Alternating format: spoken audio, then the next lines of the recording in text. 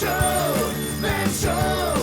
He's a monster on a mission to talk to lots of folks. Van Show, Van Show, Van Show, Van Show. Hey everybody, it's the Van Show! I'm so excited. What's that? I'm so excited to be on the Van Show. Well, heck yeah, we're excited to have you. And so let me introduce you though. Maybe they don't know who you are. I'm sure that can't be true. They don't know who But let I me say am. anyway. This is James Ponti. Yay! Welcome. Well, I'm so glad to be here, Van. Thank you so much for having me. This is the second time. Second time. I hope this time I get it right. I think last time I was nervous. Being on television, I'm not meant for that. But You don't think so? no. I write books. I write books alone in a room by myself. That's what I was meant to do. But Yeah. I'm on. Oh, and now I don't think Fernie was here. No. Hey, Fernie, how you doing? Nice to meet you. Oh, Yeah. this is so exciting. Right?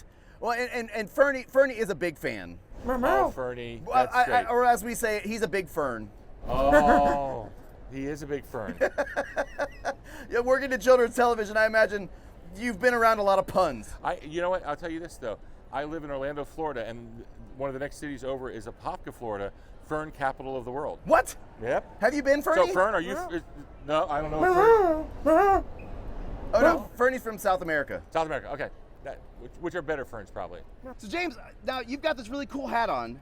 Thank I you. imagine maybe there's a reason outside of just the high fashion of a cool. Well, you know what do they call those kind of hats? This is called a deerstalker hat. Deerstalker. I actually had this hat specially made. It wasn't one I bought at a store. I went into a hat maker in New York Whoa. City. It's weird. They're called milliners when they make hats for women, but they're called hat makers when they make hats for men. So she was a hat maker, and she made this hat for me. And it's because this is the type of hat that Sherlock Holmes wore. It's called a deerstalker. And the name of my new series is called the Sherlock Society. So I thought it'd be good luck and fun to have a hat. And I actually have these little pins for members of the Sherlock Society that have the hat on it, and I have one for you. Wait, so I can be a member of the Sherlock Oh, Society? you are already a member of the Sherlock Yay! Society. That's so cool. We want everyone in. It is our business to know the things that others do not. That's their motto. Ooh, I like that. Yeah, which is actually taken from a Sherlock Holmes book. Oh yeah? Yeah. Now was that Sherlock Holmes' motto?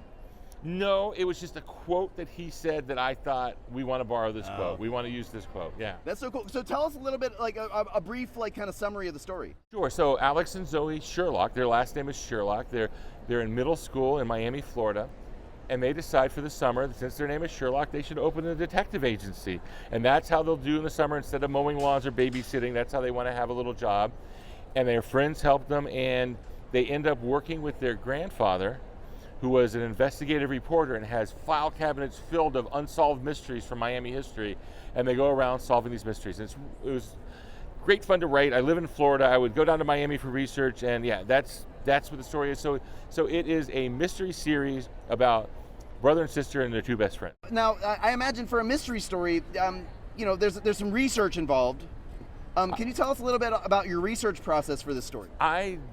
I do tons of research for my books. I did for the City Spies books, there's a lot of research, and for Sherlock, there's a lot of research. And I started off with, there is the type of research of knowing my way around Miami and knowing the interesting places to set stories and wanting them to be real places. But also, I searched famous Miami mysteries. There's a famous jewel thief where the diamond has still never been recovered. Al Capone buried his money in Miami and it was never recovered. And so I was looking for real mysteries as starting points for them to look into, and then I've also created my own mysteries that they follow and they work on. So a lot of research, and then research like it opens with a rescue in the middle of Biscayne Bay by the Marine Patrol. So I went out with Marine Patrol and we got on the boat and we raced around Biscayne Bay. Whoa. And I went to all the places from the book. They go to a real school, and I went to the school, and I hung out in the library, and I hung out in the cafeteria, so I could make it as realistic as possible. I love that. Now, hold on. Like you said, so there's like buried treasure in Florida? Well, you know what I made it, so I changed the real history a little bit. In real life, what it is a box buried with the safe deposit keys to where he had hid money in like dozens of banks. Okay. I turned it into missing cash. Like $1 million cash. But yeah, there is a lot of treasure in Florida. There is it comes into the story because there's a lot of laws about treasures in Florida, because this is where like the Spanish galleons came back in the early exploration days, and ships sank with gold and stuff all off the coast. And there's a whole industry of Florida of looking for treasure. Whoa.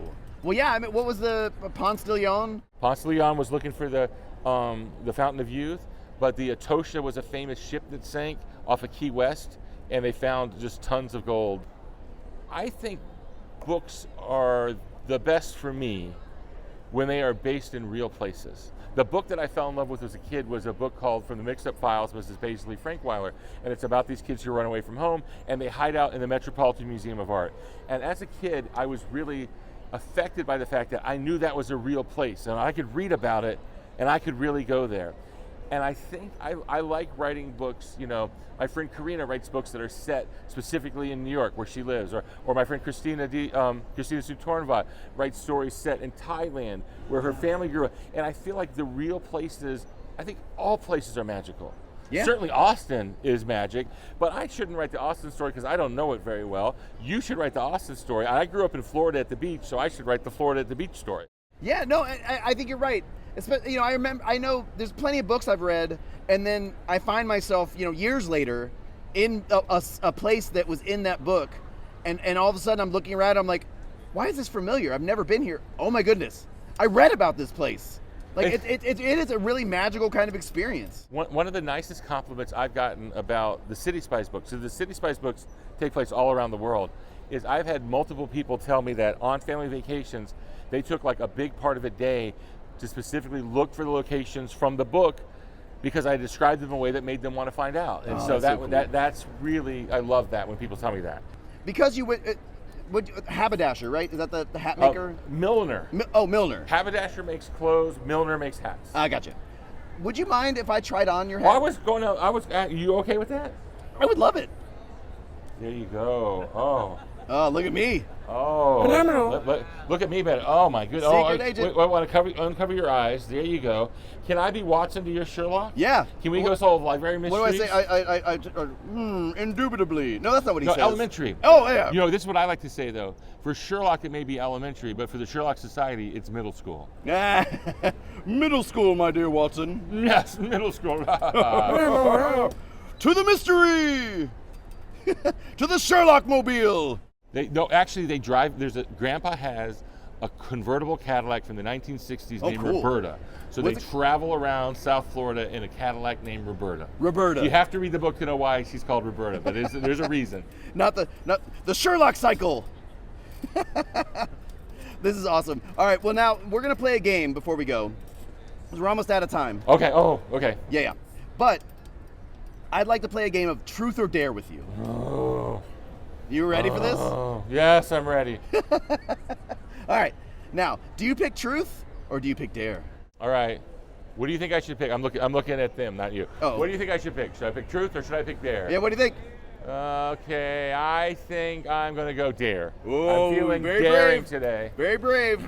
Now, any good inspector is good at asking questions. Yes, questions.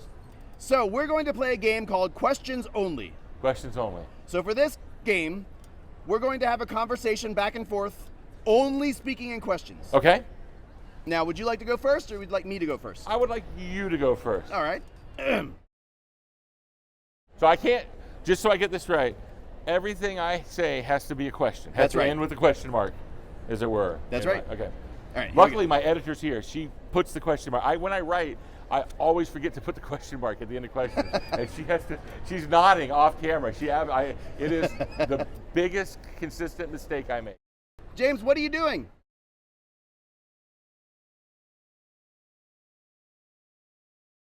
Right? It's hard. Why do you want to know that? Where were you when I was looking for you? Yesterday or today?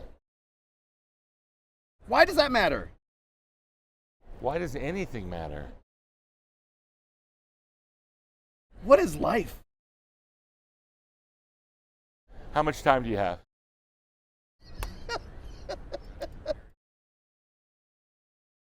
What is time?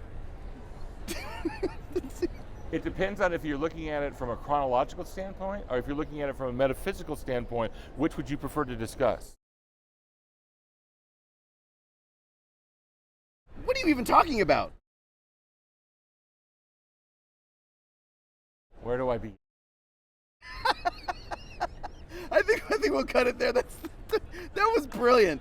You are really so much better at that than I am.